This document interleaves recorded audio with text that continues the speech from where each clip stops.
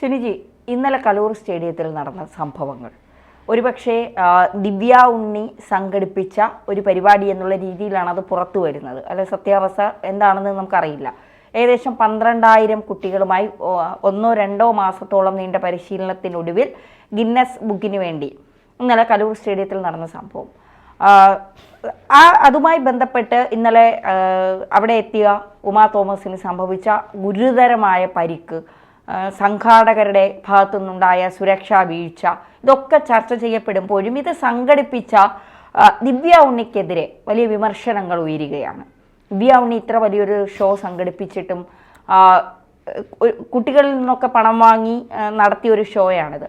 എന്നിട്ടും എന്തുകൊണ്ട് സുരക്ഷ സംഘാടകർ കൃത്യമായി ഒരുക്കിയില്ല എന്നുള്ളത്? ഉമാ തോമസിന് പകരം ഒരു കുട്ടിയായിരുന്നു എങ്കിൽ എന്തായിരിക്കും സംഭവിക്കുക എന്നുള്ളത്. കാരണം ഏകദേശം 12,000 കുട്ടികൾ വരുന്നു, കുടുംബാംഗങ്ങൾ ഒരുപാട്, അവരുടെ മാതാപിതാക്കൾ വരുന്നു, അത് കാണാനായി നിരവധി ആളുകൾ വരുന്നു. ഇവർക്കൊക്കെ എന്ത് സുരക്ഷയാണ് ഇത് സംഘടിപ്പിച്ചവർ ഒരുക്കിയത്? ഈ മൃദംഗനാഥം എന്ന് പറയുന്ന ഒരു ഗ്രൂപ്പാണ് ഇത് സംഘടിപ്പിച്ച പരിപാടി. സത്യത്തിൽ ഇത് തമിഴ്നാട്ടിൽ 10,176 പേരെ ഉൾപ്പെടുത്തിക്കൊണ്ട് ഒരു നൃത്ത പരിപാടി സംഘടിപ്പിച്ചിരുന്നു. അത് ലോക റെക്കോർഡാണ്. അല്ലല്ല, ഒരു ലോക റെക്കോർഡ് നിലവിലുണ്ട്. ആ ലോക റെക്കോർഡിനെ മറികടക്കാനായി ദിവ്യ ഉണ്ണിയുടെ നേതൃത്വത്തിൽ ഒരു വലിയ ഡാൻസ് പ്രോഗ്രാം സംഘടിപ്പിക്കുന്നു. അതാണ് സത്യത്തിൽ ഇത്. പക്ഷേ നൽകിയ പബ്ലിസിറ്റി എന്താണെന്ന് വെച്ചാൽ കേരള സർക്കാർ ഇത്തരത്തിലൊരു നൃത്ത പരിപാടി സംഘടിപ്പിക്കുന്നു. ഇതോടുകൂടി പുതിയൊരു ഗിന്നസ് റെക്കോർഡ് കേരളത്തിൻ്റെ പേരിൽ വരുന്നു. ഇതാണ് പറഞ്ഞ് പ്രചരിപ്പിച്ച ഒരു കാര്യം. അങ്ങനെ കേരളത്തിലെ ഒട്ടുമിക്ക നൃത്ത സ്കൂളുകളുമായിട്ട് ഇവർ ബന്ധപ്പെടുന്നു. എന്നിട്ട് പറയുന്നു ദിവ്യ ഉണ്ണി എന്ന് പറയുന്ന പഴയ സിനിമാ താരം അല്ലെങ്കിൽ ഒരു നർത്തകി അവരുടെ നേതൃത്വത്തിൽ ഒരു പരിപാടി സംഘടിപ്പിക്കുന്നു. ഓരോ ജില്ലയിലെയും സെലക്ട് ചെയ്ത ഡാൻസ് സ്കൂളുകളിലെ കുട്ടികളെ ഞങ്ങളിതിൽ പങ്കെടുപ്പിക്കും. നിങ്ങളൊരു രജിസ്ട്രേഷൻ ഫീസ് നൽകണം. ഏതാണ്ട് 3,000 രൂപയോ മറ്റോ ആണ് ഇതിൽ രജിസ്ട്രേഷൻ ഫീസ് മാത്രമല്ല ഓരോ കുട്ടികൾക്കും വേണ്ട ഡാൻസിനുള്ള ഓർണമെൻറ്റ്സ്, അതുപോലെ തന്നെ ഡ്രസ്സ്, ഒരേ ഡ്രസ്സ് വേണമല്ലോ, ഒരേ കളറൊക്കെ വേണം. ഇത്തരത്തിലുള്ള കുറേ നിബന്ധനകൾ സ്വാഭാവികമായും മറ്റൊരു ജില്ലയിൽ, ഇപ്പോൾ എറണാകുളത്ത് പുറത്തുള്ള ഒരു ജില്ലയിൽ ഒരു ഡാൻസ് സ്കൂളിൻ്റെ അടുത്ത് അവർ പറയുമ്പോൾ ഒരു 10-40 കുട്ടികൾ പഠിക്കുന്ന സ്കൂൾ, അതിൽ തന്നെ ഒരു 20 കുട്ടികളെ സെലക്ട് ചെയ്താൽ ആ ഡാൻസ് സ്കൂളിന് ആ ജില്ലയിൽ ആ നാട്ടിൽ വലിയൊരു പേര് കിട്ടും അല്ലേ. ഒരു വലിയ ഗിന്നസ് വേൾഡ് റെക്കോർഡിൽ പങ്കെടുത്ത ഒരു ഡാൻസ് സ്കൂൾ. ഇത് എല്ലാ ഡാൻസ് സ്കൂളുകളോടും ഇതേ തന്ത്രം തന്നെയാണ് ഉപയോഗിച്ചത്. അപ്പോൾ എല്ലാ ഡാൻസ് സ്കൂളിൽ നിന്നും 3,000 രൂപ വീതം പൈസ പിരിക്കുന്നു. മാത്രമല്ല ഈ ഡാൻസ് പരിപാടി കാണാൻ കലൂരിലെ ജവഹർലാൽ നെഹ്റു സ്റ്റേഡിയത്തിൽ കയറണമെങ്കിൽ ആളൊന്നിന് 150 രൂപ നൽകണം. എന്ന് പറഞ്ഞാൽ ഒരു കുട്ടിയുമായി വരുന്ന രക്ഷിതാക്കൾക്ക് ഇതിനുള്ളിലേക്ക് പ്രവേശിക്കണമെങ്കിൽ 150 രൂപയുടെ പാസ് എടുക്കണം. അപ്പോൾ അതൊരു കച്ചവടമാണ്. മാത്രമല്ല പിന്നീട് കുറച്ചുകൂടെ നല്ല ഗ്യാലറിയിലേക്കൊക്കെ മാറണമെങ്കിൽ 299 രൂപ മുതൽ വീണ്ടും നിരക്ക് വർദ്ധിക്കുന്നു. അപ്പോൾ കുട്ടിയുമായി വരുന്ന രക്ഷകർത്താവ്, അച്ഛനും അമ്മയും ഉണ്ടാവില്ലേ സ്വാഭാവികമായിട്ടും, അവരെല്ലാം തന്നെ ഈ പൈസ കൊടുത്തിട്ടാണ് അകത്തേക്ക് കയറുന്നത്. ഇത് പുറത്താർക്കും അറിയില്ല. ഇതിപ്പോൾ ഞാനൊരു കാര്യം നിങ്ങളോട് പറയുന്നു, നിങ്ങളുടെ ഡാൻസ് സ്കൂളുകാർ മാത്രം അറിയാനാണെന്ന് പറയുമ്പോൾ അവർ വിചാരിക്കുന്നു ഞങ്ങൾക്ക് എന്തോ ഒരു പ്രിവിലേജ് ഇവർ തരുന്നു എന്നുള്ളത്. അപ്പോൾ അതിനെ കൃത്യമായിട്ട് ഇവർ മുതലെടുക്കുകയും ചെയ്യും. അപ്പോൾ ഈ പരിപാടി നടത്താനായിട്ട് പോകുമ്പോൾ വിളക്ക് ഈ പുല്ലിൽ വെച്ച് കത്തിക്കരുതെന്നോ മറ്റോ പറഞ്ഞു. അങ്ങനെയാണ് താൽക്കാലികമായ സ്റ്റേജ് ഉണ്ടാക്കുന്നത്. ഈ സ്റ്റേജ് ഉണ്ടാക്കുന്ന ഏറ്റവും മുകളിൽ, അതായത് പവലിയൻ്റെ ഏറ്റവും മുകളിൽ അതേ നിരപ്പിൽ ഒരു സ്റ്റേജ് ഉണ്ടാക്കുകയാണ്. ഈ സ്റ്റേജിൽ ആളുകൾ കൂടുതൽ കയറിയാൽ എന്ത് ചെയ്യും എന്നറിയില്ല. ഇപ്പോൾ ഉമാ തോമസ് അതിനകത്തും താഴേക്ക് വീഴുന്നു.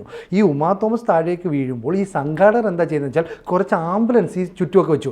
പക്ഷേ അടിയന്തരമായി ഒരു വൈദ്യ ശുശ്രൂഷ നൽകാൻ എക്സ്പീരിയൻസിലുള്ള ഒരാൾ പോലും ആ പരിസരത്തുണ്ടായിരുന്നില്ല. സംഘാടകർ എന്താ കരുതി കുറച്ച് ആംബുലൻസ് അവിടെ വെച്ച് കഴിഞ്ഞാൽ എല്ലാം ആയിരുന്നു. അങ്ങനെയുള്ള തെറ്റിദ്ധാരണകളോട് കൂടിയാണ് ഈ സംഭവം നടന്നത്. മാത്രമല്ല ഇപ്പം ധന്യ പറഞ്ഞതുപോലെ ഈ ഉമാ തോമസിന് പകരം ഒരു കുട്ടിയായിരുന്നു വീഴുന്നതെങ്കിൽ സ്വാഭാവികമായി ഈ വീഴ്ചയുടെ ആഘാതത്തിൽ ആ കുട്ടി പിന്നെ ജീവനോടെ ഉണ്ടാകുമെന്ന് നമുക്ക് പറയാൻ പറ്റില്ല അല്ലേ. മുതിർന്ന ഒരാളായിട്ട് പോലും ഇത്രയും സംഭവിച്ചു. മാത്രമല്ല വീണത് ഉമാ തോമസ് ആണെന്ന് ആർക്കും തിരിച്ചറിയാൻ കഴിഞ്ഞില്ല. പലരും ആരോ വീണു എടുത്തുകൊണ്ട് പോയി. ചാനൽ ക്യാമറകളൊക്കെ കൊണ്ട് അവിടെ നിറഞ്ഞിരുന്നു, മൂടിയിരുന്നു. അതുകൊണ്ട് തന്നെ അവിടെ എന്താ സംഭവിച്ചതെന്നറിയില്ല. ഇനി മറ്റൊരു പരാതി എന്താണെന്ന് വെച്ചാൽ നിലവിൽ 12,000 കുട്ടികളെ വെച്ചൊരു ലോക റെക്കോർഡാണല്ലോ പ്ലാൻ ചെയ്തത്. 11,600 പേരാണ് പരിപാടിയിൽ പങ്കെടുക്കാൻ എത്തിയത്. ഇവർക്കാർക്കും ഒരു കുപ്പി വെള്ളം പോലും സംഘാടകർ സൗജന്യമായി നൽകിയില്ല. അപ്പോൾ നല്ല വെയിലത്ത് പലപ്പോഴും വാഹനങ്ങൾ പാർക്ക് ചെയ്യാൻ അവിടെ പറ്റാത്തതുകൊണ്ട് വളരെ ദൂരെ നിന്ന് കുട്ടികൾ ഉൾപ്പെടെ നടന്നു വരുവാണ്. ഈ സംഘാടകർ ഇവർക്ക് കയറാനുള്ളൊരു അനുമതി നൽകിയെന്നതിനപ്പുറത്തേക്ക് യാതൊരുവിധ ഫെസിലിറ്റിയും നൽകുന്നില്ല. എറണാകുളത്ത് ഉൾപ്പെടെ ബ്രാഞ്ചുകളുള്ള ഒരു ടെക്സ്റ്റൈൽ ഷോപ്പ്, അവരാണ് ഇവർക്കുള്ള വസ്ത്രം മുഴുവൻ സ്പോൺസർ ചെയ്തത്. അവരുടെ നെയ്ത്ത് ഗ്രാമങ്ങളിൽ നിന്ന് ഒരേപോലെയുള്ള വസ്ത്രം നെയ്തിട്ട് ഇവർക്ക് ഒരേ അളവിൽ അത് നിർമ്മിച്ചു കൊടുക്കുകയാണ്. പക്ഷേ ഇതിനുള്ള പൈസയും സംഘാടകർ വാങ്ങി. അപ്പോൾ ഈ പൈസ എല്ലാം തന്നെ എന്ത് ചെയ്തു? അപ്പോൾ ഒരു വ്യക്തിക്ക് അല്ലെ ഒരു സംഘടനയ്ക്ക് ഒരു ലോക റെക്കോർഡ് തയ്യാറാക്കാൻ വേണ്ടിയിട്ട് ഗിന്നസ് ബുക്കിൽ ഇടം പിടിക്കാൻ വേണ്ടിയിട്ട് കുറേ കുട്ടികളെ ദുരുപയോഗം ചെയ്തു. ഈ ദിവ്യ ഉണ്ണി എന്ന് പറയുന്ന നൃത്ത അധ്യാപിക എന്നുകൂടി പറയാം. അവർ ഇന്ത്യക്ക് പുറത്ത് അമേരിക്കയിൽ ഉൾപ്പെടെ നൃത്ത വിദ്യാലയങ്ങൾ നടത്തുന്നുണ്ട്. അവിടെ നിന്ന് ഉൾപ്പെടെ കുട്ടികൾ വന്നു, ഏതാണ്ട് 1000-ഓളം പേർ വന്നു. ഒരു മലയാളികൾ, വിദേശ രാജ്യങ്ങളിലൊക്കെ നിൽക്കുന്ന മലയാളികൾക്ക് പുറത്ത് വരാം, കേരളത്തിൽ വരാം, എന്നിട്ട് ഒരു ഗിന്നസ് റെക്കോർഡ് വരുന്ന പരിപാടിയിൽ പങ്കെടുക്കുക എന്ന് പറയുന്നത് അഭിമാനകരമാണ്. UK-യിൽ നിന്ന് ആൾ വന്നിട്ടുണ്ട്, ഓസ്ട്രേലിയയിൽ നിന്ന് വന്നിട്ടുണ്ട്, കാനഡയിൽ നിന്ന് വന്നിട്ടുണ്ട്. അങ്ങനെ രാജ്യത്തിന് പുറത്ത് നിന്ന് പോലും ആളുകൾ ഇതിൽ പങ്കെടുക്കാൻ വന്നു. കേരളത്തിലെ എല്ലാ ജില്ലകളിൽ നിന്നും കുട്ടികൾ വന്നിട്ടുണ്ട്. ഇവർക്കുള്ള അടിസ്ഥാന സൗകര്യം ഒന്നും ഒരുക്കിയില്ല. എന്തെങ്കിലും ഒരു എമർജൻസി സിറ്റുവേഷൻ ഉണ്ടായാൽ അതിനെ ഹാൻഡിൽ ചെയ്യാൻ പറ്റുന്ന മെഡിക്കൽ സംവിധാനങ്ങൾ ഒന്നും തന്നെ ഒരുക്കിയിട്ടില്ല. ഒരാൾ അവിടെ തലകറങ്ങി വീണാൽ എന്താണ് പ്രഥമ ശുശ്രൂഷ നൽകേണ്ടത്, അതിന് കഴിവുള്ള ഒരാളെ പോലും നിയമിച്ചില്ല. അപ്പോൾ ഇവരുടെ ലക്ഷ്യം എന്തായിരുന്നു? പണം സമ്പാദിക്കുക, ഇതിലൂടെ ഇതൊരു കച്ചവട ചരക്കാക്കി മാറ്റുക. അപ്പം ഇതിൽ പങ്കെടുത്ത ഒരു അധ്യാപിക പറയുന്നതും ഞങ്ങളുടെ അടുത്ത് വന്നിട്ട് ഇത്രയും പൈസ വേണമെന്നൊക്കെ പറയുമ്പോൾ ഞങ്ങൾ കരുതിയത് കേരള സർക്കാർ ഇനിഷ്യേറ്റീവ് എടുത്ത് ഇത്ര ഒരു പരിപാടി സംഘടിപ്പിക്കുന്നു. തമിഴ്നാട് സർക്കാരിൽ 10,176 പേരെ പങ്കെടുപ്പിച്ച ആ റെക്കോർഡിനെ മറികടക്കാൻ കേരള സംസ്ഥാനം അങ്ങനെ ഒരു പദ്ധതി രൂപീകരിക്കുന്നു. ഒരു പക്ഷേ ഇതിൻ്റെ സംഘാടകർ അങ്ങനെയായിരിക്കും പ്രചരിപ്പിച്ചത്. അപ്പോൾ ആളുകളെ തെറ്റിദ്ധരിപ്പിക്കുകയല്ലേ ചെയ്തത്. ഇവർക്ക് കുടിക്കാൻ വെള്ളം കൊടുക്കുന്നില്ല, വസ്ത്രത്തിനും ഓർണമെൻറ്റ്സിനും ഉൾപ്പെടെ പൈസ വാങ്ങുന്നു, രജിസ്ട്രേഷന് പൈസ വാങ്ങുന്നു, കൂടെ വന്ന അധ്യാപകർക്കും രക്ഷിതാക്കൾക്കും ഉൾപ്പെടെ എൻട്രി ഫീസ് എന്ന നിലയിൽ പൈസ വാങ്ങുന്നു. അപ്പോൾ എത്ര പൈസയാണ് ഇവർ ഈടാക്കിയത്? ശരിക്കും അതൊരു തട്ടിപ്പ് എന്ന് വേണമെങ്കിൽ നമുക്കതിനെ ഒന്ന് വിവക്ഷിച്ചുകൂടെ? തീർച്ചയായിട്ടും അങ്ങനെ തന്നെ കരുതണം. കാരണം വസ്ത്രങ്ങൾക്ക്, കുട്ടികളിൽ ഇട്ടിരുന്ന ഡാൻസിൻ്റെ വസ്ത്രങ്ങൾക്ക് 1,600 രൂപയാണ് വാങ്ങിയിരിക്കുന്നത്.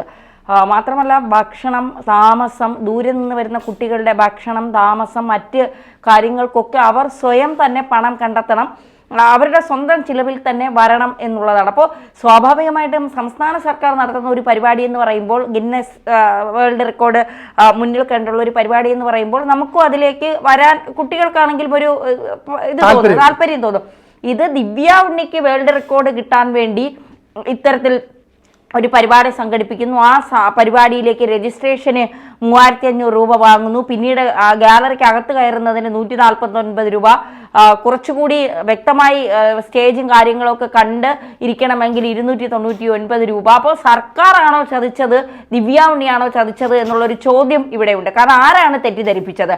വന്ന കുട്ടികളെയും ജനങ്ങളെയും ഡാൻസിനായി എത്തിയ രക്ഷിതാക്കളെയും ഒക്കെ തെറ്റിദ്ധരിപ്പിച്ചത് ആരാണ് എന്നുള്ളൊരു ചോദ്യം. കാരണം എനിക്ക് തോന്നുന്നു ദിവ്യ ഉണ്ണി പല ഇന്റർവ്യൂകളിലും, ഈ അടുത്ത സമയത്ത് ഇറങ്ങിയ പല ഇന്റർവ്യൂകളിലും ഈ വേൾഡ് റെക്കോർഡിനെ കുറിച്ച് സംസാരിക്കുന്നുണ്ട് അവർ.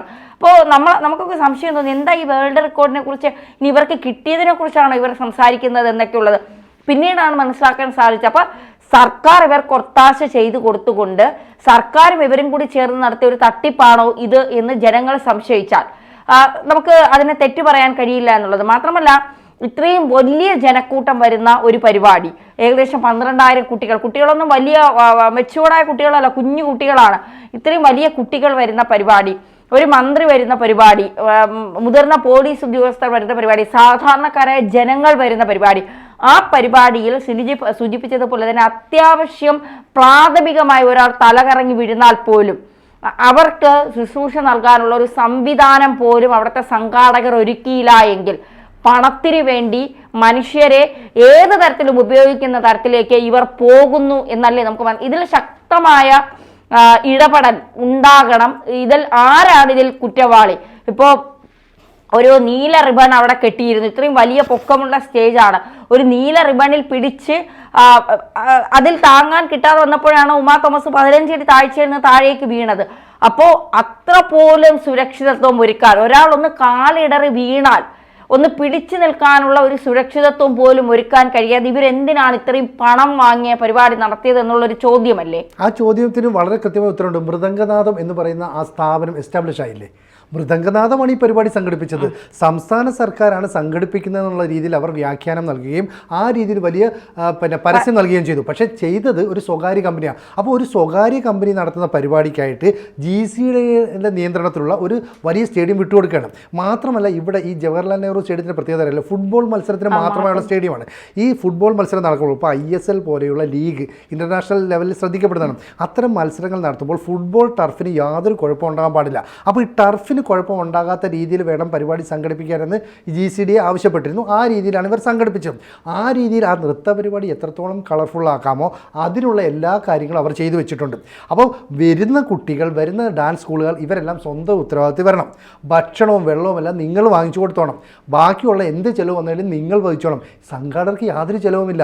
സംഘാടകർ ഈ സ്റ്റേഡിയം മൊത്തത്തിലെടുക്കുന്നു, ഇത് മൊത്തം ടെലികാസ്റ്റ് ചെയ്യാനുള്ള കുറേ പൈസ വാങ്ങുന്നു, ഇത് മൊത്തം വിറ്റടിക്കാനുള്ള കുറേ പരസ്യക്കാരെ സംഘടിപ്പിക്കുന്നു. ഇതല്ലാതെ ഇതിൽ പങ്കെടുക്കാൻ വരുന്ന ആർക്കും ഒന്നും ചെയ്യുന്നില്ല. അപ്പോൾ തമിഴ്നാട് സർക്കാരിൽ 10,176 പേരെ വെച്ച് ഒരു പരിപാടി സംഘടിപ്പിച്ചെങ്കിൽ കേരളത്തിൽ ഇതാ 12,000 പേരെ വെച്ച് മറ്റൊരു പരിപാടി സംഘടിപ്പിക്കുന്നു. അപ്പോൾ ദിവ്യ ഉണ്ണി എന്ന് പറയുന്ന ഒരു ബിംബത്തെ മുമ്പിൽ നിർത്തുന്നു, അവരെ വെച്ച് അത് മുതലെടുക്കാൻ കഴിയുന്നു. അതുകൊണ്ടാണ് ദിവ്യ ഉണ്ണി പല ഇൻ്റർവ്യൂവിലും പറയുന്നത്, ഞാൻ ഉൾപ്പെടെ ഉള്ളവർ പങ്കെടുക്കുന്ന 12,000-ഓളം പേർ പങ്കെടുക്കുന്ന ഒരു വലിയ ഭരതനാട്യ പരിപാടി സംഘടിപ്പിക്കുന്നു. അപ്പോൾ ചെറിയ കുട്ടികൾ മുതൽ പ്രായമായ ആളുകൾ വരെ ഈ നൃത്ത പരിപാടിയിൽ പങ്കെടുത്തു. പക്ഷെ ഒരു സഹായം പോലും സംഘാടകർ ചെയ്തില്ല.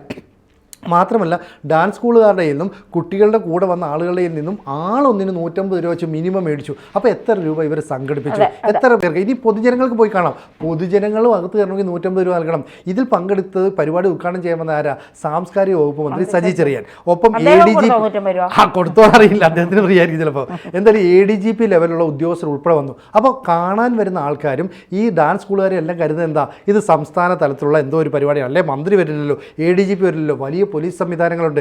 മാത്രമല്ല ഇത്രയും വലിയൊരു പരിപാടി ഒരുക്കുമ്പോൾ അതിനുള്ള സുരക്ഷാ സംവിധാനത്തിന് പോലീസിൻ്റെ അനുമതി മേടിക്കുമ്പോൾ പോലീസ് അവിടെ കുറച്ച് സുരക്ഷയൊക്കെ ഒരുക്കും. അപ്പം വരുന്നവരെ കൃത്യമായി തെറ്റിദ്ധരിപ്പിക്കാൻ പറ്റി. ആളുകളിൽ നിന്ന് പണം വാങ്ങി ഒരു സ്വകാര്യ കമ്പനി നടത്തിയ ഒരു തട്ടിപ്പ് പരിപാടി, അങ്ങനെയാണ് പറയേണ്ടത്. അപ്പോൾ ഇതിലൂടെ മൈലേജ് ഉണ്ടാകുന്നത് ഈ മൃദംഗ വിഷൻ അല്ലെ ദിവ്യഉണ്ണിയുടേതാണോ? അതാണ് ഇവിടെ വ്യക്തമാത്തൊരു കാര്യം. ഇത് ദിവ്യ ഉണ്ണിയുമായിട്ട് എങ്ങനെയാണ് അസോസിയേറ്റ് ചെയ്യുന്നത് നമുക്കറിയില്ല. ദിവ്യ ഉണ്ണി മറ്റൊരു രാജ്യത്ത് താമസിക്കുന്നതാണ് നമുക്കറിയുന്നത്. അപ്പോൾ ഒരുപക്ഷെ ഈ സംഘാടകർ ഒരു നിശ്ചിത എമൗണ്ട് ദിവ്യ ഉണ്ണിക്ക് നൽകുന്നു, അല്ലെങ്കിൽ ഇതിൽ നിന്ന് കിട്ടുന്ന ലാഭത്തിന്റെ ഇത്ര ശതമാനം നിങ്ങൾക്ക് നൽകാം എന്ന് പറഞ്ഞാലും ദിവ്യ ഉണ്ണി തയ്യാറാകുമല്ലോ. മാത്രമല്ല ദിവ്യ ഉണ്ണിക്കൊപ്പം ഉത്തര ഉണ്ണി അല്ലെ, അങ്ങനെയുള്ള ലക്ഷ്മി, അപ്പൊ അങ്ങനെയുള്ള അറിയപ്പെടുന്ന കുറച്ച് ഡാൻസേഴ്സ് കൂടെ വരുന്നു എന്ന് പറയുന്നു. അപ്പോൾ സ്വാഭാവികമായും ഡാൻസ് പഠിക്കുന്ന ചെറിയ കുട്ടികൾ അവർക്കതൊരു വലിയ സന്തോഷമല്ലേ. അവർ വിചാരിക്കുന്നത് ഈ 12,000-ഓളം പേരിൽ ദിവ്യ ഉണ്ണിയുടെ ഇടത്തുവശത്ത് എന്നെയും വലത്തുവശത്ത് എന്നെയും ആയിരിക്കും നിർത്തുക. ഇതല്ലേ ഓരോ സ്കൂളും കരുതുന്നത്. അപ്പോൾ അവരെ ശരിക്കും ചതിച്ചുകൊണ്ട് ഇത്തരത്തിലൊരു പരിപാടി സംഘടിപ്പിക്കുന്നു. സംഘാടകർക്ക് സാമ്പത്തിക നേട്ടമുണ്ടായി, ദിവ്യ ഉണ്ണിക്കും ഉണ്ടായി. ഇതിനൊത്തിരി കള്ളത്തരം കാണിച്ചിട്ടുണ്ടെങ്കിൽ അവർക്കെതിരെ കർശന നടപടി സ്വീകരിക്കണം. അങ്ങനെയാണ് പല കമന്റുകളും വരുന്നത്. ദിവ്യ ഉണ്ണിയെ ഉൾപ്പെടെ അറസ്റ്റ് ചെയ്യണം, ചെയ്തുകൊണ്ട് ഇതിലെന്താണ് തട്ടിപ്പ് നടന്നത് എന്നുള്ളത് പുറത്തു വരിക തന്നെ വേണം എന്നുള്ള. ഇപ്പൊ ഉമാ തോമസ് വീഴ്ച സംഭവിച്ചില്ലായിരുന്നെങ്കിൽ ഇതൊന്നും ആരും ചർച്ച ചെയ്യാതെ ദിവ്യ ഉണ്ണി വന്ന് വലിയ സംഭവം ഇവിടെ കാണിച്ചു, എന്നിട്ട് ഇപ്പോൾ ഇത് സർക്കാരാണോ നടത്തിയത് ദിവ്യ ഉണ്ണിയാണോ എന്നൊന്നും ആരും അറിയത്ത് പോലും ഇല്ലായിരിക്കും. പക്ഷേ ഉമാ തോമസിന്റെ വീഴ്ചയിലൂടെ പുറത്തു വരുന്നത് ചിലപ്പോൾ വലിയ തട്ടിപ്പിന്റെ ഒരു വലിയ ശൃംഖല തന്നെയാകും എന്ന് നമുക്ക് സംശയിക്കേണ്ടിയിരിക്കുന്നു. എന്താ ഈ തട്ടിപ്പിന്റെ മഞ്ഞുമലയുടെ രഹസ്യങ്ങളൊക്കെ പുറത്തു വരും. തീർച്ചയായിട്ടും.